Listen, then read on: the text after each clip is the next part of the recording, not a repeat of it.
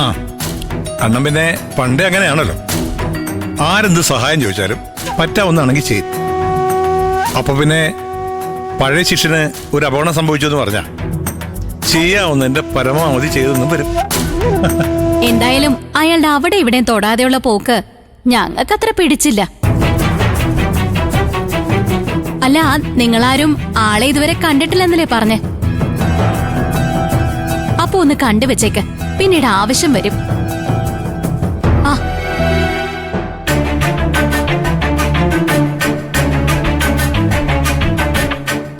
ദേ ഇയാളാ.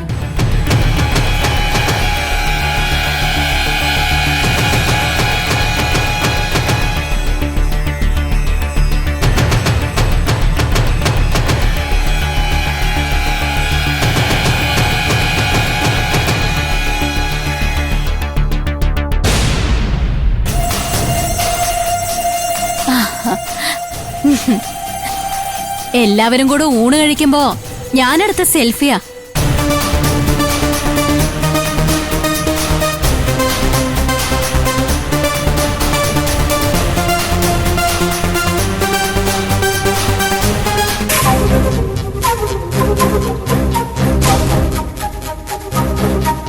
ഒരു 5 ലക്ഷം രൂപ ഞാൻ എങ്ങനെയെങ്കിലും ഷോപ്പിന് റോൾ ചെയ്യാം.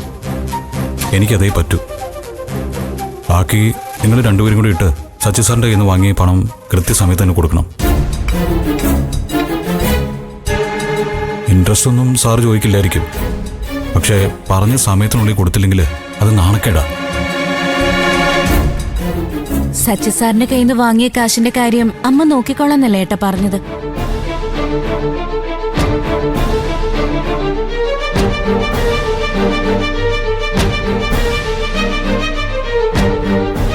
അല്ല, ഞാനൊരു പേഴ്സണൽ ലോണിന് അപേക്ഷിക്കാൻ ചേട്ടാ. അല്ലാതെ എന്റെ മുന്നിൽ വേറെ വഴിയൊന്നുമില്ല.